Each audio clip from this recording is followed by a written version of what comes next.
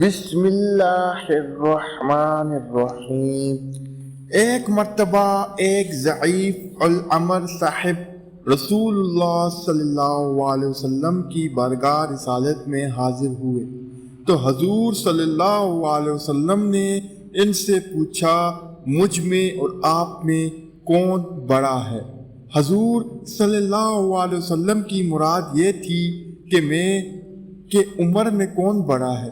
ان صاحب رسول صلی اللہ علیہ وسلم کی عمر حضور صلی اللہ علیہ وسلم کی عمر مبارک سے بہت زیادہ تھی، لیکن ان کو کسی لحاظ سے بھی حضور صلی اللہ علیہ وسلم سے بڑا کہلانا پسند نہیں تھا۔ فوراً عرض کیا، یا رسول اللہ صلی اللہ علیہ وسلم، میرے ماں باپ آپ پر قربان، آپ صلی اللہ علیہ وسلم مجھ سے بہت بڑے اور بہترین ہیں۔ البتہ میں آپ صلی اللہ علیہ وسلم سے پہلے پیدا ہوا تھا۔ یہ کبیرہ لسن صاحب رسول اللہ صلی اللہ علیہ وسلم، جن کو حضور صلی اللہ علیہ وسلم کا اس قدر ادب ملحوظ تھا، حضرت سعید بن یربوع رضی اللہ تعالیٰ عنہ تھے۔ حضرت سعید بن یربوع رضی اللہ تعالیٰ عنہ قریش کے خاندان مخزوم کے چشم و چراغ تھے۔ حضور صلی اللہ علیہ وسلم نے جس وقت مدینہ منورہ کی طرف ہجرت فرمائی، حضرت سعید رضی اللہ تعالیٰ عنہ 70 برس کے تھے اور کفر و شرک کی بھوک بیلوں میں بھٹک رہے تھے۔ فتح مکہ سے کچھ عرصے پہلے ان کے سینے میں یکا یک شمع ہدایت سفگن ہوئی۔ وہ بارگاہ رسالت صلی اللہ علیہ وسلم میں حاضر ہو کر شرف اسلام سے بیرہ ور ہو کے زمانہ جاہلیت میں ان کا نام سرن تھا۔ قبول اسلام کے وقت جب انہوں نے حضور صلی اللہ علیہ وسلم کو اپنا نام بتایا تو آپ صلی اللہ علیہ وسلم نے فرمایا، سرم نہیں بلکہ آج سے تم سعید ہو۔ چنانچہ انہوں نے تاریخ میں سعید ہی کے نام سے شہرت پائی اور اپنے آپ کو ہر لحاظ سے اس نام کا اہل ثابت کیا۔ مشرب اسلام ہونے کے بعد انہوں نے مدینہ منورہ میں مستقل سکونت اختیار کر لی۔ فتح مکہ کے موقع پر حضرت سعید رضی اللہ تعالی عنہ ان 10,000 نفوس قدسی میں شامل تھے جن کو نبی رحمت صلی اللہ علیہ وسلم کی عمر کعبی کا شرف حاصل ہوا۔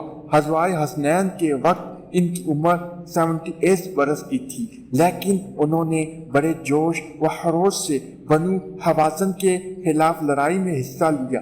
امام حاکم نے مستدرک میں لکھا ہے کہ حضور صلی اللہ علیہ وسلم نے حسنین کے مال غنیمت میں سے انہیں 50 اونٹ مرحمت فرمائی۔ حضور صلی اللہ علیہ وسلم کے وصال کے بعد حضرت سعید رضی اللہ تعالیٰ عنہ قریب گوشہ نشین ہو گئے اور اپنا بیشتر وقت عبادت الہی میں صرف کرنے لگے، کیونکہ بڑھاپے کے باعث قوا مزمح ہو گئے تھے اور کسی لڑائی میں عمدن شریک نہیں ہو سکتے تھے۔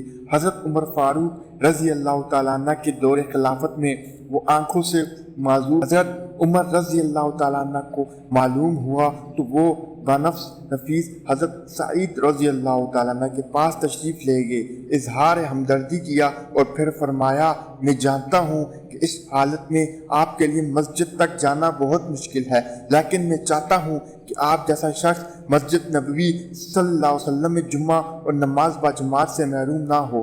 حضرت سعید رضی اللہ تعالیٰ عنہ نے کہا، کسی کی رہنمائی کے بغیر مسجد نبوی صلی اللہ علیہ وسلم تک پہنچنا میرے لیے ممکن نہیں اور رہنما میرے پاس کوئی نہیں ہے۔ حضرت عمر فاروق رضی اللہ تعالیٰ عنہ نے فرمایا، آپ کو رہنما مل جائے گا۔ چنانچہ امیر المؤمنین رضی اللہ عنہ نے ایک رہنما دے دیا۔ وہ اس کی مدد سے باقاعدہ مسجد پہنچتے تھے اور جماعت اور جمعہ کبھی ترک نہ کرتے تھے۔ حضرت سعید رضی اللہ تعالیٰ عنہ نے امیر معاویہ رضی اللہ تعالیٰ عنہ کے عہد حکومت 54 ہجری میں وفات پائی۔